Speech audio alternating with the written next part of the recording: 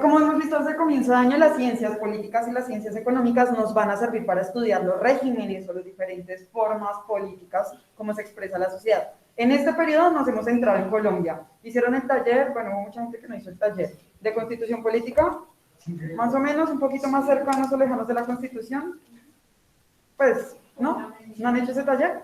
Listo, saquen el cuaderno, entonces los que no han hecho ese taller lo van a adelantar entonces ahorita. Es decir, si toca como los niños de sexto no pasa eso, de octavo, noveno, que toca que se sienten y hagan las tareas que no han hecho, lo vamos a hacer, ¿listo? A ver, Kevin Lozano, no, Kevin Eduardo Delano. Kevin no.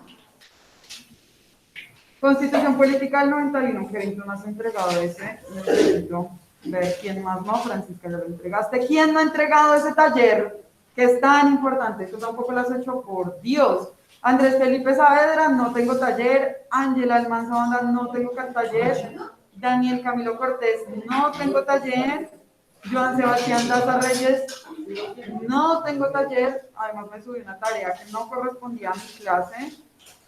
Kevin David Lozano, no hay taller. Ay, por Dios. Paula Alejandra Mancipe tampoco tiene taller. Andrés Felipe Saavedra tampoco hay taller. Valentina Santofimio tampoco hay taller. Y Kevin Eduardo, ya sabes. ¿Cuántos entregaron? Dos. ¿Dos? Aaron y yo. Uy, qué mal. Este taller quedó muy bonito. Bien. Sí, ¿Lo hicieron juntos? Sí. Ah, bien, bien, sí les quedó. ¡Ay, qué bonito! Me emocioné cuando vi que Barrera había entregado. Pero bonito, digo, ustedes dos entregaron un buen taller. Y se lo hicieron juntos, pues. ¿Quién entregó? Como para no solamente hablar de los que no. Harold entregó, Eric Santiago Capera entregó, Nicolás de la Hoz entregó, Sara Chelier Gaitán entregó, Daniel Enrique Osa entregó, y no, mentiras, Lisa Juliana también entregó, el de Juliana, no sé. Sebastián Torres se lo entregó y Estefanía Vera también entregó. Yo, que soy una alcahuetería completa, les voy a dejar publicado el material de la retroalimentación para que los niños no sufran tanto. Porque es que como lo hicimos la retroalimentación en clase. ¿Señora? No, subanlo completo porque esta nota es re importante para este periodo. Material, vamos a subirlo entonces. Drive, subir, unidad. ¿Cómo se llamaba eso? Capítulo, no.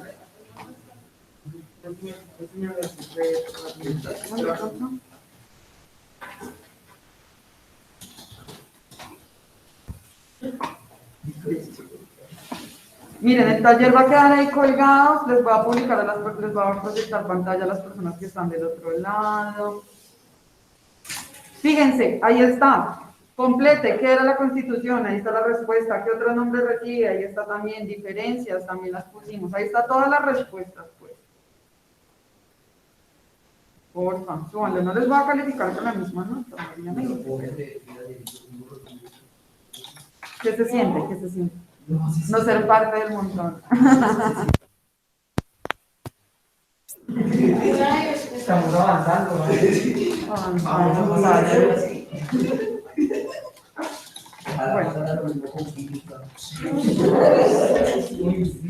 ¿Está difícil química? Y yo tenía 4 notas en uno, y me colocó 5 en uno. Cuando no se cuelga, grave. Tercer periodo.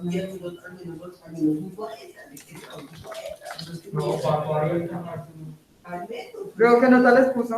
10. ¿Ya se hubieran entregado el trabajo?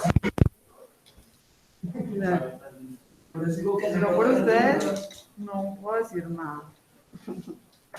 Pero hablen con ella.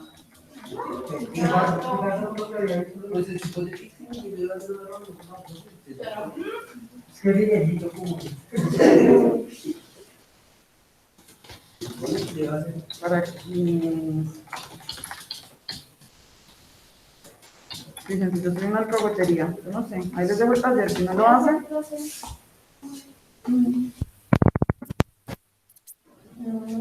Bueno, bellezas.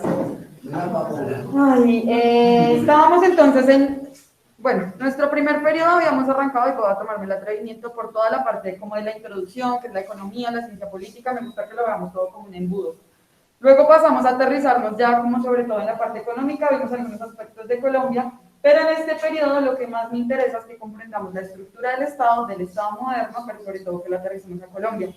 ¿Ustedes saben cuál ha sido históricamente el permanente en Colombia? ¿Por qué se caracteriza nuestro país a diferencia de otros países del mundo?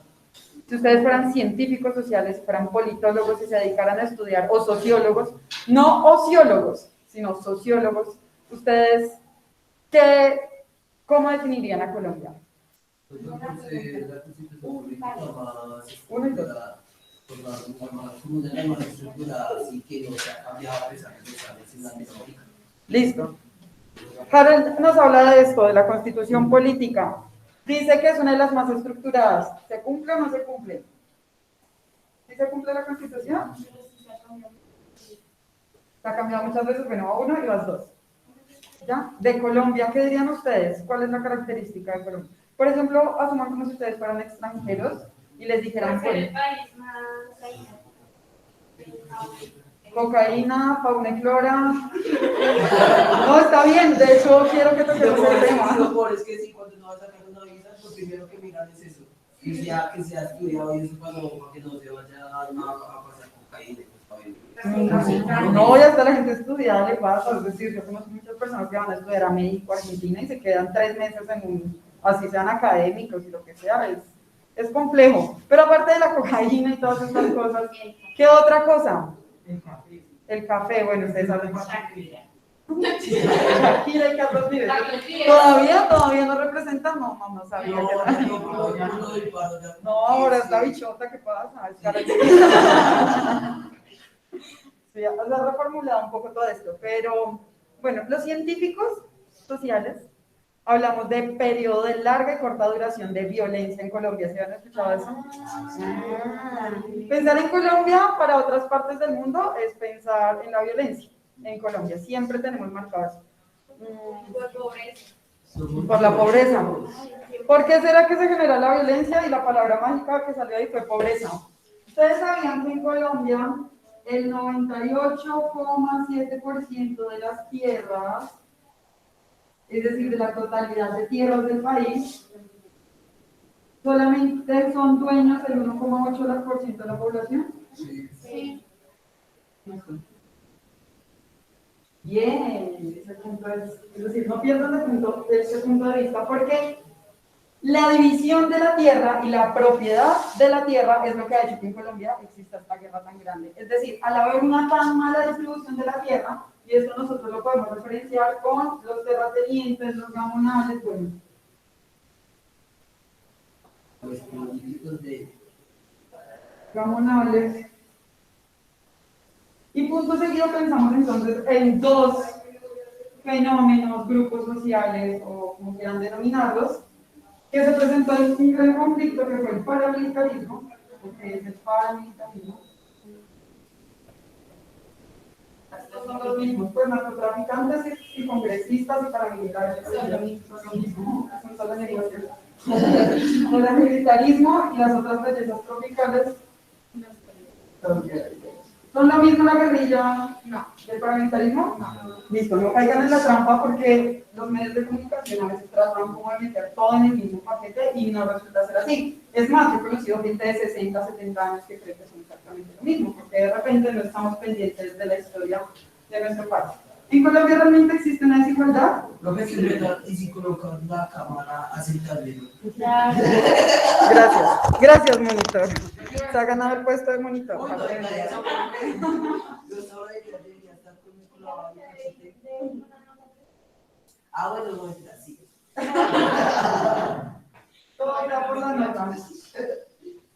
Sí, claro, por las notas.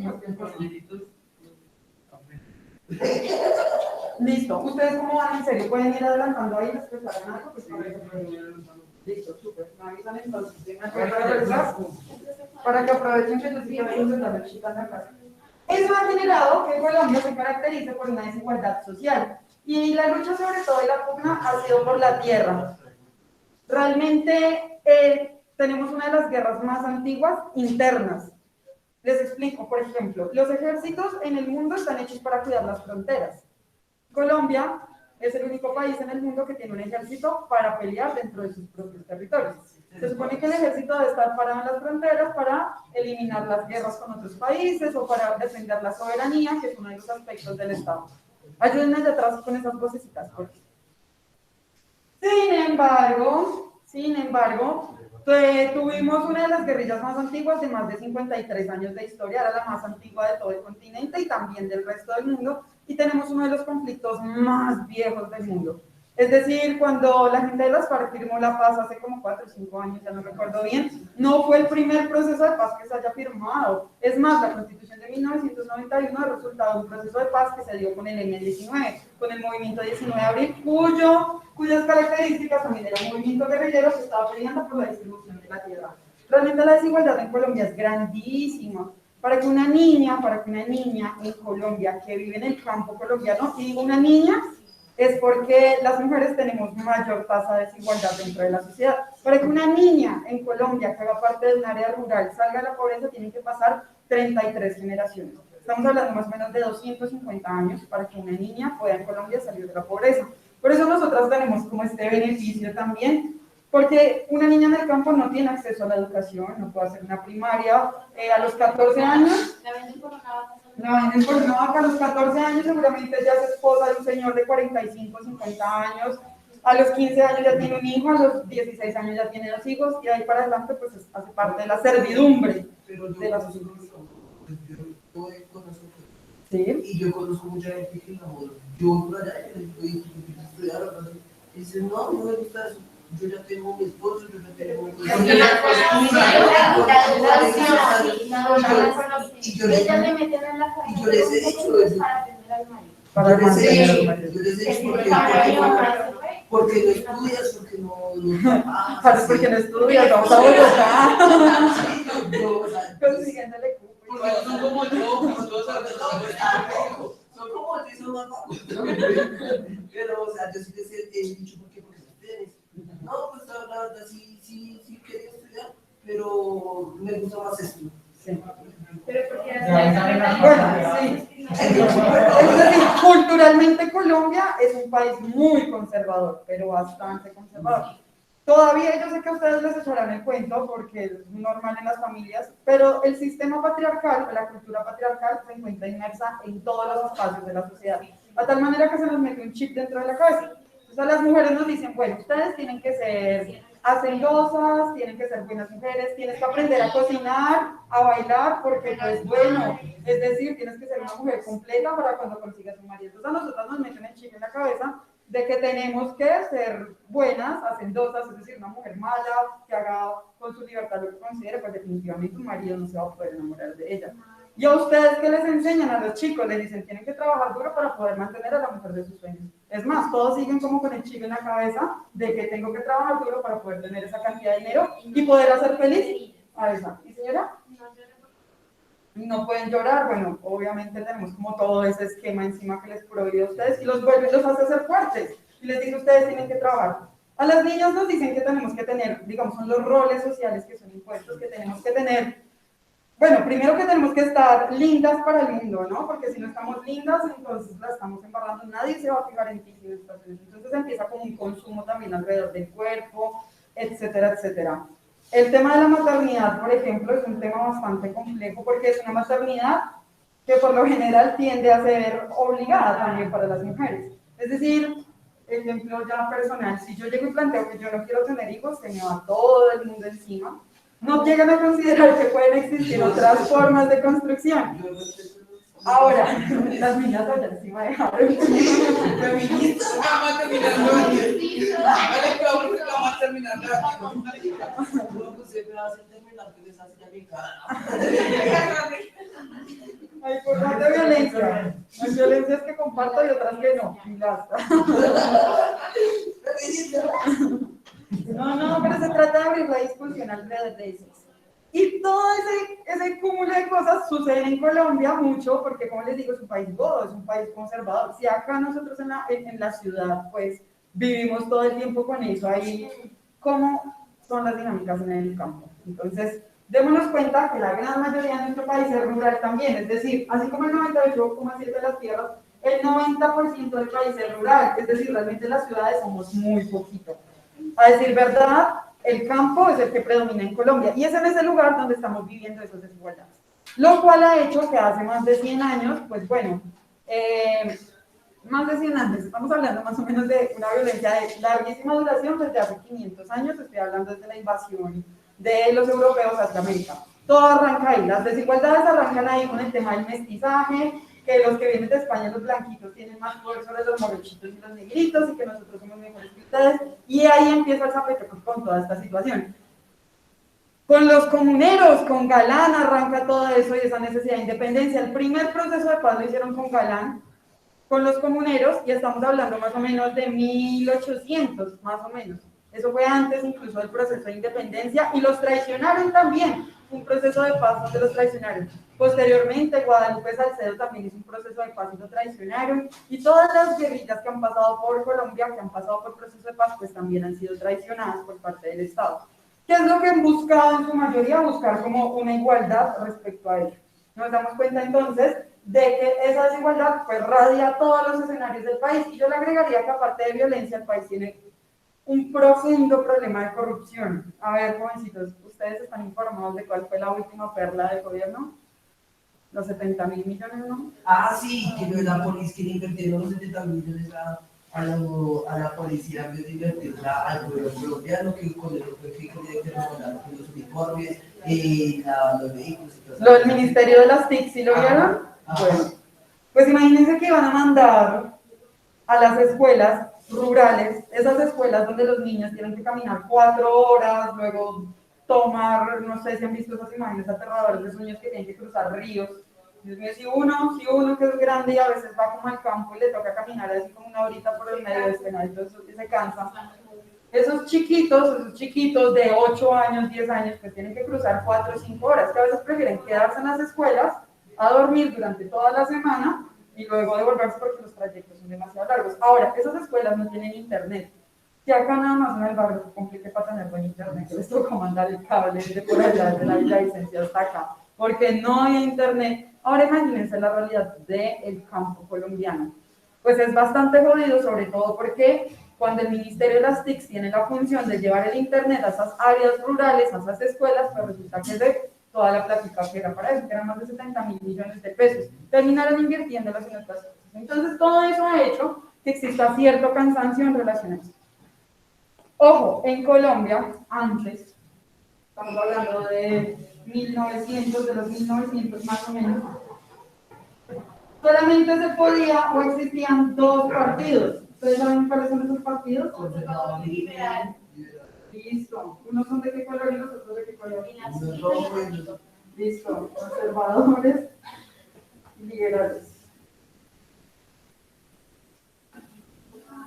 Un liberal muy famoso que fue asesinado. El 9 de abril. Desde el billete de 1948. Sí. No, eso fue Galán. Y ese fue en el 90. Se fue en el centro, se fue en el 48. Y el otro fue en 1994, creo. Más o menos. ¿Le está dando una prensa? Sí. ¿Él estaba qué? Dando una prensa, ¿no? No, ese era Galán, los estás confundiendo. Ok. Los estás confundiendo. Y Luis Carlos Galán, el liberal. Ambos eran liberales y les pasó exactamente lo mismo. Iban para la Digo lo que me contó la serie de Netflix. ¿Cuál serie La de viste? Pablo Escobar. Sí. ¿Pablo Escobar estará muerto? Yo todavía creo que no. Yo creo que está bien. ¿No? Con tanta plata, Pablo Escobar. Ah, está re vivo. Yo también. Carlos Galán. Diría que sí, no. 1989. Fíjate que hay una diferencia. Pero sucede lo mismo. Bueno, vamos a poner a Galán acá. En el 89. En el 89 cuando cae el muro de Berlín. Eso es, bueno, eso es otra historia. Pero eso marca todo. El 89 la caída del muro de Berlín hace que haya apertura económica y capitalismo para todo el mundo. Entonces como que se vincula el proceso nacional desde los 90, por eso la Constitución también, como a todo el proceso de industrialización y capitalización del mundo. Pero vamos a ver eso en esta Lo importante es que quería ubicarles el 9 de abril de 1948 como el último periodo de violencia en Colombia. Cuando iba a llegar Jorge Eliezer Gaitán, esto ya se los había contado, al gobierno de Colombia, pues los conservadores llevan más de 30 años en el poder, estamos hablando de una hegemonía de los godos, como le llamaban ellos tradicionalmente. Claro, iba a llegar Jorge Eliezer Gaitán, el presidente del pueblo, todos dijeron listo, va a ser así, y realmente no fue así. Fue asesinado, no pudiendo llegar pues a la presidencia, lo cual generó una reacción de violencia en todo el pueblo colombiano, que incluso sentimos hasta el día de hoy. El coletazo fue tan, que después, por ejemplo, ahí aparece el tema de las guerrillas, aparece este señor Manuel Marulanda Vélez, quien hacía parte del Partido Liberal también, pero al darse cuenta que por la vía política no se podía llegar ahí, pues definitivamente asumieron el papel de la violencia. Yo les tengo un video a ustedes. Bueno, es que les voy a recomendar una serie de videos, pero esos no los vamos a ver en la clase porque no nos queda el tiempo. Pero se llama Crónicas de la Violencia en Colombia, creo, del Espectador. Se los voy a dejar acá.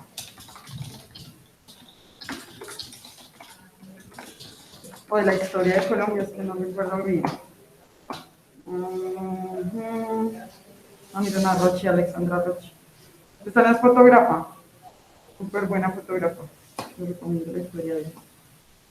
Crónicas, hegemonía, no, esta no es.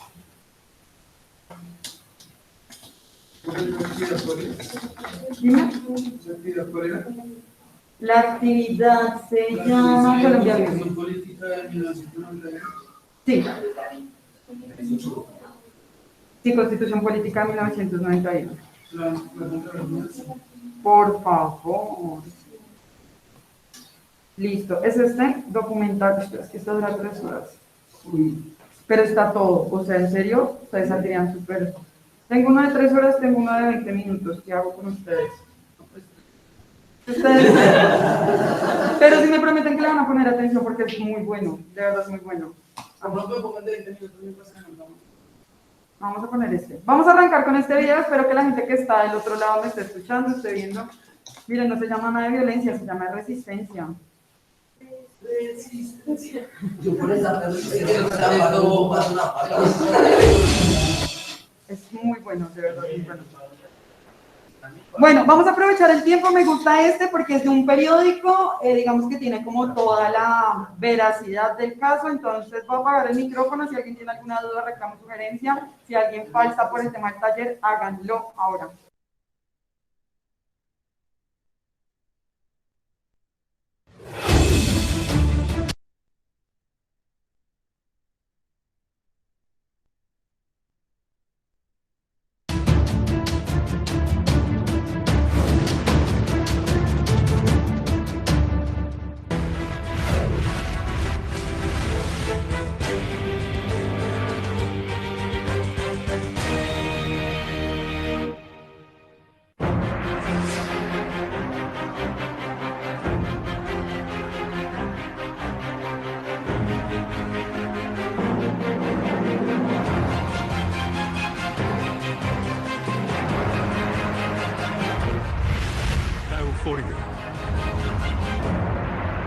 Hace 25 años, el 21 de octubre de 1982, no fue un día como los demás. La noticia se produce, Caracol se la comunica. ¡Extra! Ofrecemos en Caracol un boletín extraordinario de última hora. Urgente. Gabriel García Márquez acaba de ganar el Premio Nobel de Literatura. Repito, Gabriel García Márquez, Premio Nobel de Literatura.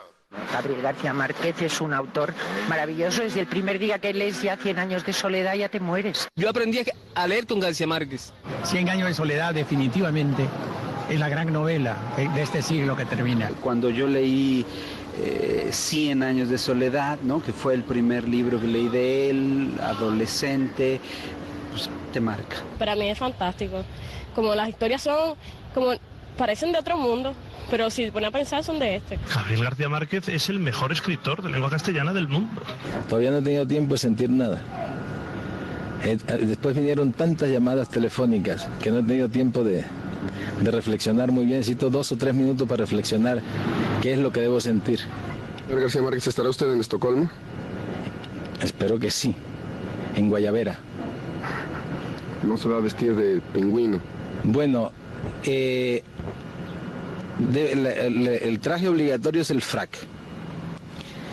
Pero aceptan que los hindúes vayan con su traje nacional. Yo estoy dispuesto a demostrar que la guayabera es el traje nacional del Caribe y con el mismo derecho a ir así. Es mucho frío en invierno para la guayabera, ¿no? Con tal de no ponerme frac soy capaz de aguantar el frío. El 10 de diciembre de 1982, Gabriel García Márquez recibe del rey de Suecia el Premio Nobel de Literatura. El mundo lo cubre de gloria y sus amigos lo quieren más.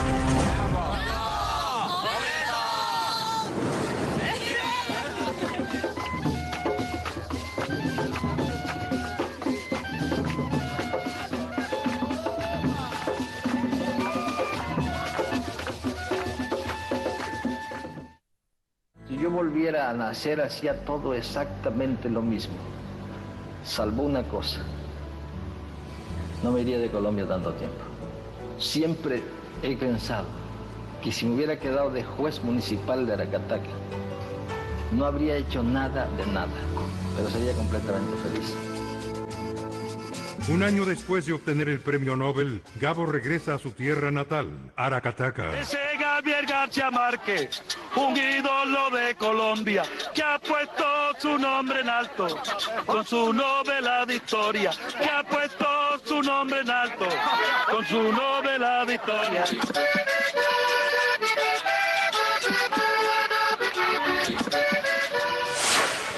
Pero Colombia no vivía propiamente inmersa en el realismo mágico del hombre de Aracataca.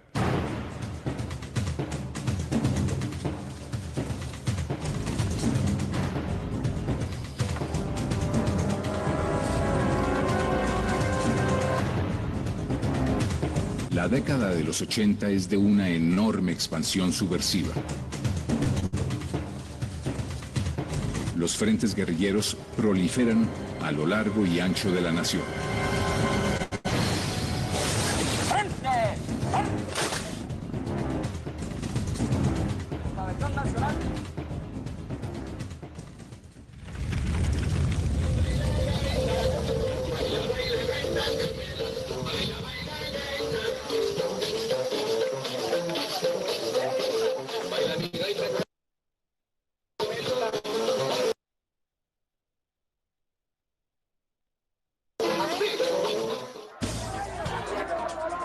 Hace 25 años, Belisario Betancur llega a la presidencia convencido que todos los grupos guerrilleros, el M-19, las FARC, el EPL y el ELN, le apostarán al más grande anhelo del hombre oriundo de Amagá, la paz. Porque colombianos, no quiero que se derrame una sola gota más de sangre colombiana de nuestros soldados abnegados, ni de nuestros campesinos inocentes, ni de los obcecados, ni una gota más de sangre hermana, ni una sola gota más de sangre colombiana. Sus anhelos serán difíciles de cumplir. Soy soldado de los guerrilleros que conquistan a un mundo mejor y prometo vencer en la guerra. El ELN se robustece bajo la tutela del cura Pérez y el EPL guerrea a sus anchas en las costas del norte de Colombia. Las FARC anuncian que ya no serán 15, sino 30 los frentes que azotan a Colombia. Derechos y pan, tenga tierra, derechos y pan. Hay que entregarle la tierra al que la necesita y la quiere trabajar por la vía que nos dejen las oligarquías. Vamos a ver cuál es. Si es la vía política o es la otra. La guerra entre el ejército colombiano y las FARC comienza por allá en el año 64. 42 hombres al mando de Manuel Marulanda Vélez, alias Tiro Fijo, se enfrentan al ejército en el pequeño valle de Marquetalia, en Huila. Este grupo de hombres, modestamente armado, decide luchar por la conquista y la defensa de la tierra.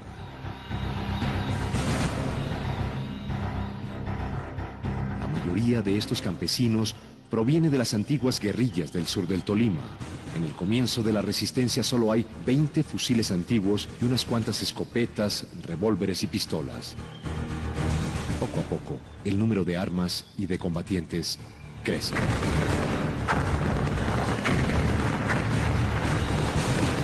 Desde entonces, Tiro Fijo vive en la clandestinidad. Un hombre de pocas palabras, hace 23 años, habló así. Hay muchas personas que se preguntan hoy en día de qué manera se financian los grupos guerrilleros como el suyo. ¿Sí? Sobre ese asunto, ¿qué le puede usted contar a la gente? No, yo le puedo contar a la gente que nosotros nos financiamos por medio de los aportes de los campesinos, de obreros, de estudiantes, de ganaderos, de algunos ricos, de profesionales. Entonces el aporte que le hacen las masas al movimiento guerrillero permite su sostenimiento. No utilizamos ningún otro medio. Sí, eso le iba a preguntar, porque mucha gente cree que esos aportes vienen o los producen, por ejemplo, el secuestro, la extorsión y cosas de este estilo. No, nosotros antes condenamos el secuestro y la extorsión. Somos enemigos de ella, porque nuestra organización es una organización de tipo político militar, y nos apoyamos precisamente en las masas populares para hacer el cambio que tanto hemos buscado, sobre la base de que sean ellas las que aportan para hacer ese cambio, como hacen los aportes los partidos políticos, liberal o conservador, para sus campañas electorales. Así mismo nos ocurre a nosotros. Discúlpeme que no le crea algunas cosas. Por ejemplo, yo no creo que en la historia de las FARC jamás se haya secuestrado a una persona. Yo creo que sí de pronto debieron secuestrar a alguien. Puede que algo ocurrió en algunos frentes, pero uno no sabe muy afirmativamente. De repente en su lucha guerrillera, yo supongo que cuando usted actuaba con las armas, ¿usted de repente tuvo que matar gente o no? No, yo nunca he tenido que matar gente. Pero en una lucha lo lógico es que uno mate gente, ¿o no? Uno no sabe. Uno no sabe, porque si uno dispara y los disparos van para un área, pues pueden resultar muertos. Uno no sabe si mató o no mató. ¿Nunca se dio cuenta? No, nunca.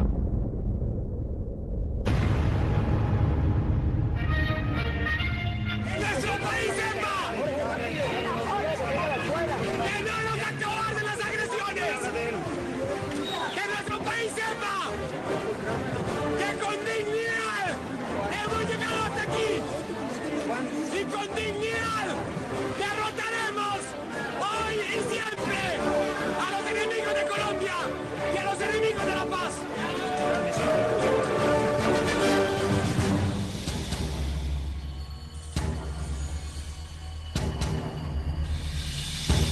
Pero hace 25 años, el grupo guerrillero que acapara la atención de los colombianos es el M-19, un grupo que sorprende al país por su crueldad y espectacularidad.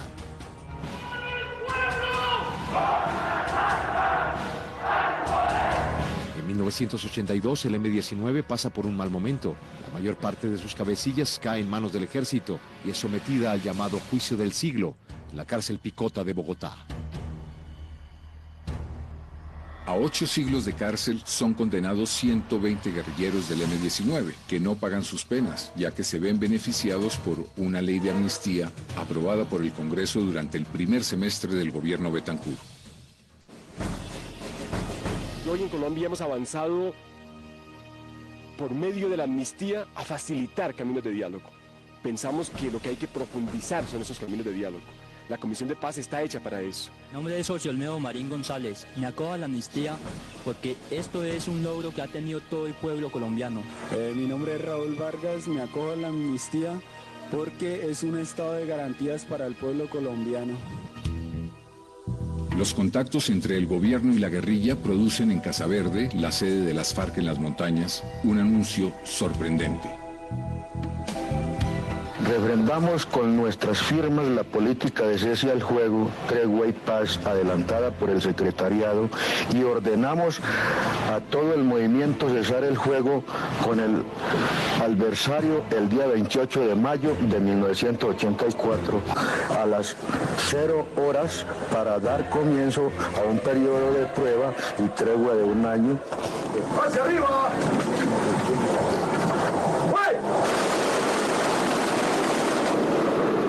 Los guerrilleros del M-19 buscan también un cese al fuego, pero son atacados por el ejército cuando se dirigen a San Francisco en el Cauca para reunirse con miembros del gobierno y la Comisión de Paz.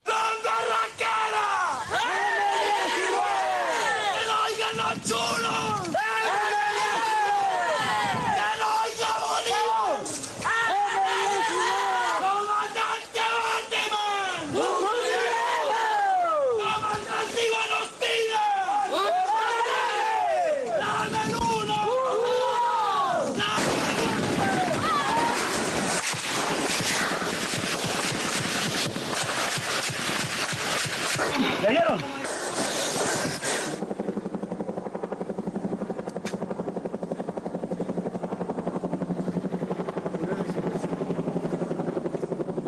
Cierto, suspende el tiroteo. Claro, la paz. Haremos estos fusiles y hagamos una patria grande. Eso es lo que necesitamos. Tenemos que hacerlo. Yo creo que hay las condiciones para eso. Iván nos tiene. La primera tarea por esta paz grande. Suspender y paralizar ese fuego ahí. Con monseñor. Una bandera blanca, ustedes caminan y se colocan en medio de los dos fuegos. No hay tiroteo. Inmediatamente se suspenden los tiros, retiramos nuestra gente hacia acá, ¿cierto? Y esperamos a ver cómo negociamos con el gobierno que retiren la tropa de ahí. Hay que dar otro pasito más por la paz. Busquen un asta ahí, pequeñita. La guerra en Colombia. Los enfrentamientos del ejército con la guerrilla producen los primeros éxodos de desplazados. ¿Usted de dónde viene? De la vereda de Quebraditas. ¿Y por qué se vino acá a Corinto? Porque estamos, digamos, en el problema de que hay cuentos de enfrentamientos entre la guerrilla y el ejército, ¿no? El ejército está en un filo, ¿no? Y la guerrilla en otro filo. Entonces comienzan a tirar las bombas de un filo a otro. ¿Usted ha visto tirar bombas? Claro, las he visto tirar porque han explotado. ¿Y quién las tira? El ejército. Porque las he visto explotar casi cerca de uno, pues, de la casa. Los combates, pues, no cesan, ¿no? Y siguen y a vez en cuando uno corre riesgos, entonces por eso nos tocó que venirnos con la familia porque no había más de otra estarnos allá corriendo riesgo.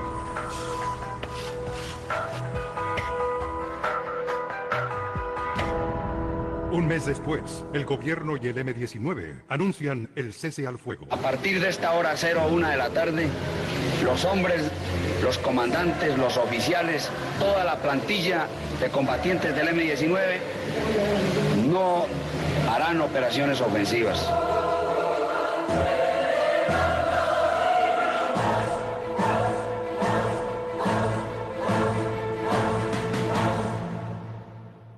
Sin embargo, el cese al fuego con el M-19 duró tan solo 11 meses. La tregua con las FARC, aunque de manera interrumpida, se prolongó hasta 1990. Paralelamente al auge guerrillero, el narcotráfico se sigue fortaleciendo.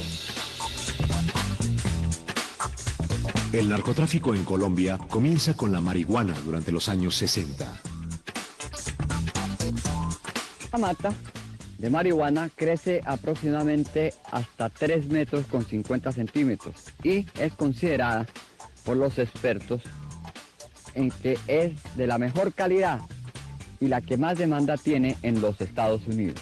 Campesinos que fueron detenidos dentro de los cultivos y algunos de ellos han dicho a su noticiero 24 horas que se les obliga, se les presiona, inclusive con amenazas de muerte, para que cultiven, siembren y cuiden la marihuana aquí en La Guajira.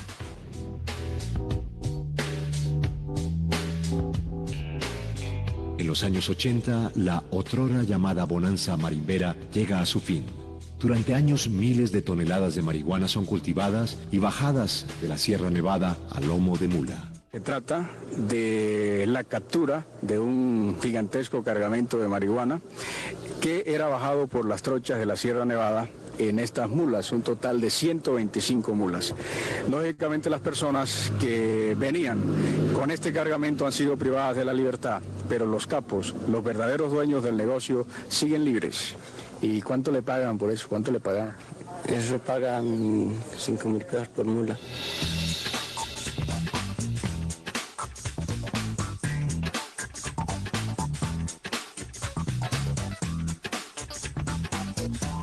A mediados de los años 70, los Estados Unidos comienzan a sembrar marihuana, bajo techo especialmente, y una década después, en el 85, 86, se convierte en los Estados Unidos en el primer productor de marihuana del mundo.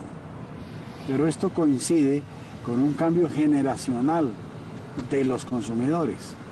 Vienen en Estados Unidos ya los que prefieren la cocaína.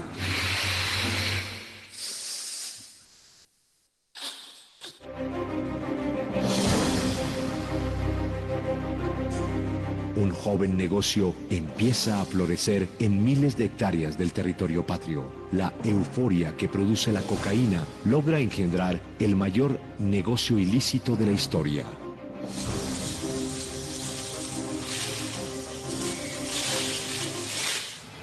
Los climas extraordinarios tropicales de Colombia lo hacen también el primer productor de cocaína del mundo gracias a la demanda de los Estados Unidos, y nos convertimos en lo que somos hoy, primer productor. En Colombia, el gobierno piensa ingenuamente que la fumigación y la destrucción de pistas acabarán entonces con los cultivos ilícitos.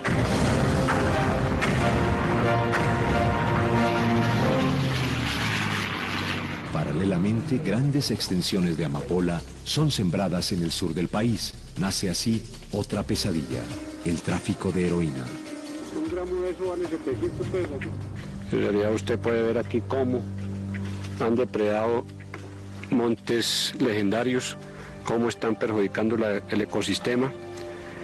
Yo creo que es un problema que estamos a punto de neutralizarlo.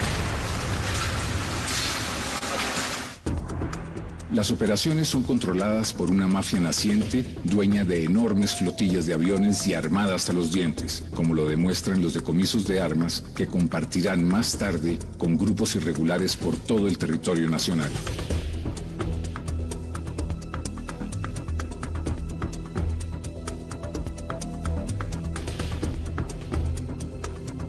Para enviar la cocaína al exterior, la imaginación de los colombianos se dispara.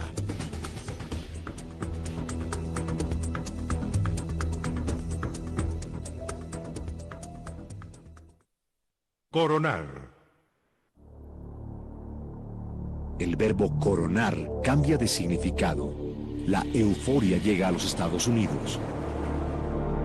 Coronar un cargamento de cocaína significa varios millones de dólares, fortuna que en su inmensa mayoría queda en manos de los gringos. Pero son los colombianos los que corren los mayores riesgos. Este barco colombiano desafía a un guardacostas de los Estados Unidos. This is U.S. Coast Guard 629. I am acting on behalf of the government of Colombia. If you are conducting activity considered illegal by the government of Colombia, you will be taken to the nearest United States port. Do you understand? Very tired of me. You don't know how much. But I am sailing to Colombia right now.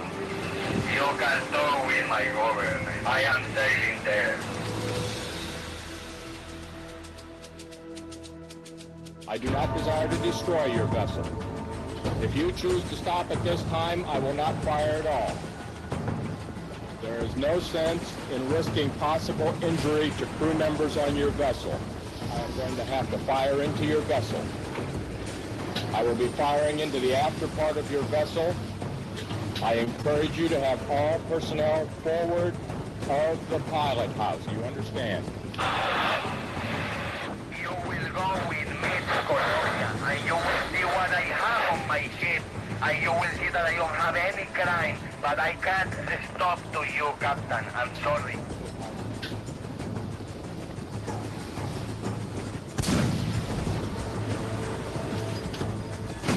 All right. Yes. Got smoke, got smoke. Woo! All right! Yeah.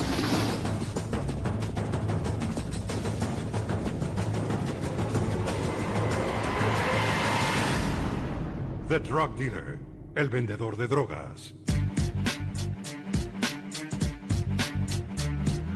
How is this to get a joint, like the one you're having now? Is it easy or difficult? So easy, it's easy. It's like going to a store and buying a merchandise, a shirt, a pair of pants. The only thing is, everybody's smoking. It's like fucking on.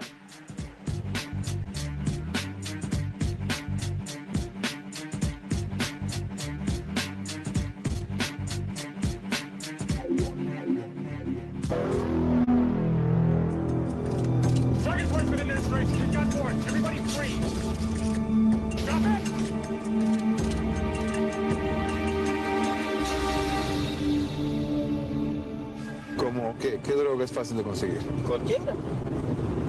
Pues, dígame unas. Cualquiera. Si yo quisiera conseguir, ¿qué droga podría conseguir? Cocaína, hierba. ¿Dónde? Donde quiera. ¿Cómo en qué sitio? Donde quiera. En la 18 y octava. En la 112, la 115, la 114, la 110, séptima, octava avenida, la 96 Broadway, donde quiera, en Queens, donde quiera, en el Bronx, en Brooklyn, donde quiera. El jíbaro, el vendedor criollo.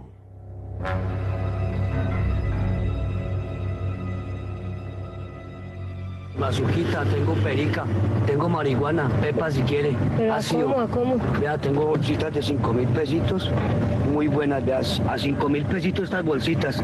Pero vea, si es buena. Buena merca, vea, huélala si quiere, huélala usted. Y tengo estas papeletas a 300 pesos, muy buenas, vea. Las mulas. Las autoridades de Estados Unidos intensifican sus controles en puertos y aeropuertos. De pronto descubren una serie sin fin de pasajeros que trata de pasar la droga de la forma más insospechada, dentro de su propio cuerpo.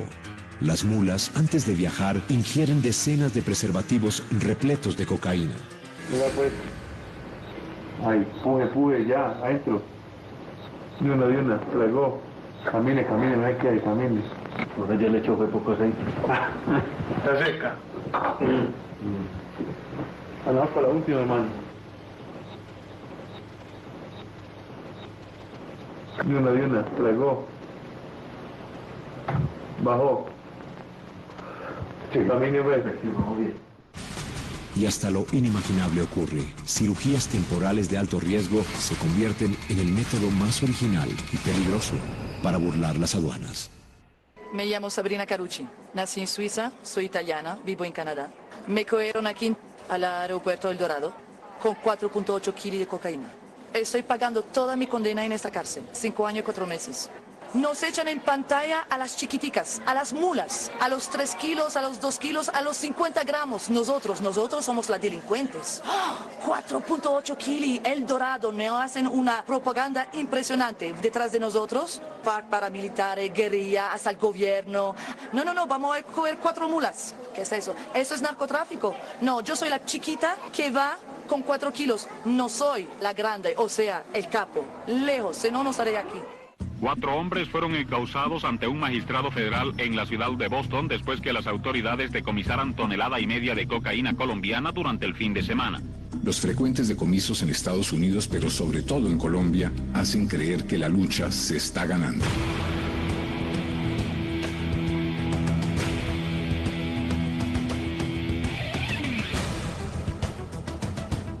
Bueno, excelente el balance, mejor resultado no podría esperar Colombia de su Policía Nacional. 10.200 kilos de cocaína más 400 de bazuco, creo que constituyen una cifra exageradamente representativa para que en una sola operación se hubiera incautado semejante magnitud de droga.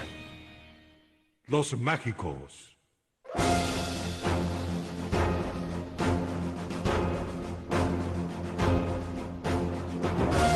Es una época en la que todo lo que brilla sí es oro. Los dólares y hasta los lingotes corren a borbotones.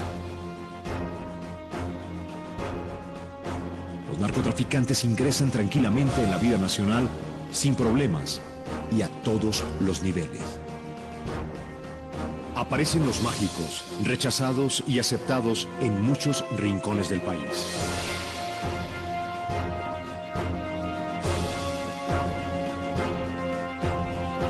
Se adueñan de los equipos de fútbol, de las mejores tierras, y en las ciudades construyen innumerables casas y edificios. Se les llama mágicos, pues pasan de no tener nada a tenerlo todo de la noche a la mañana. Mucho más que un tema solo criminal o económico, esos mágicos fueron protagonistas de una revolución cultural extraordinaria. Estandarizaron un lenguaje que venía de los bajos fondos y con su poder lo pusieron a flote, el que posteriormente se llamó el parlache, y ese lenguaje se fue tomando clases medias y clases altas, y aún hoy todavía están esos vestigios, pero también las maneras de vestir, de ser, las maneras de ser, las propias edificaciones. Fue todo un impacto que transformó una sociedad muy agraria, muy campesina, muy ensimismada, como era la antioqueña, en una sociedad convulsionada,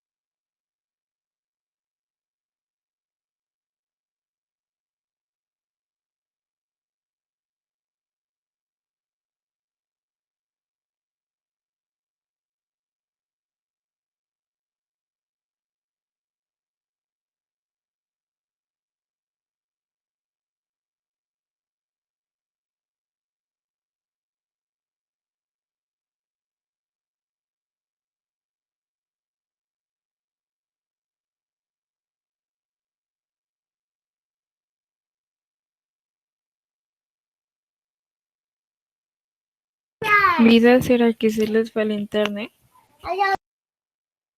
Ni idea. Hola. ¿Verdad? Tengo chocolate, mira. Ah, Mira, mi mouse creo está que la acá. llamada está siendo grabada. Mira. Sí. Y lo prendo. Así. Así. Hola, Valentina. Se fue Valentina.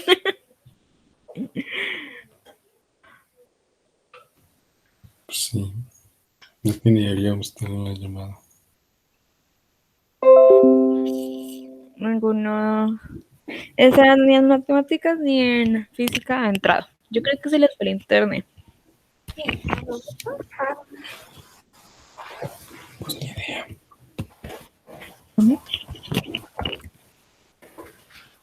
Estoy leyendo el manual. Para ver si. Decía que tenía que esperar a que se cargara 3 horas antes de prenderlo por primera vez. Yo lo conecté y lo prendí. No habían leído el manual. ¿Quién lee los manuales? Ay, absolutamente nadie. Es que me puse a ver la del manual porque quiero ver cómo lo del teclado numérico. Quiero ver cómo es.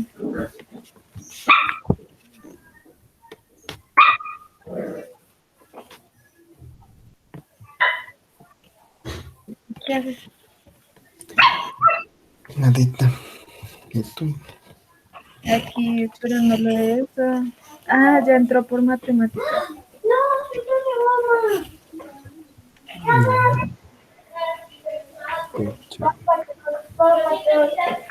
Ana María, tranquila, quédese aquí, yo no le voy a volver a decir nada. Y yo no le voy a decir una palabra y le digo exactamente a la sociedad y a la España lo que le tiene que decir hacer y se acabó. Si quiere hacer oficio, si quiere limpiar, si quiere hacer hablar, pues dos mamás. No hago.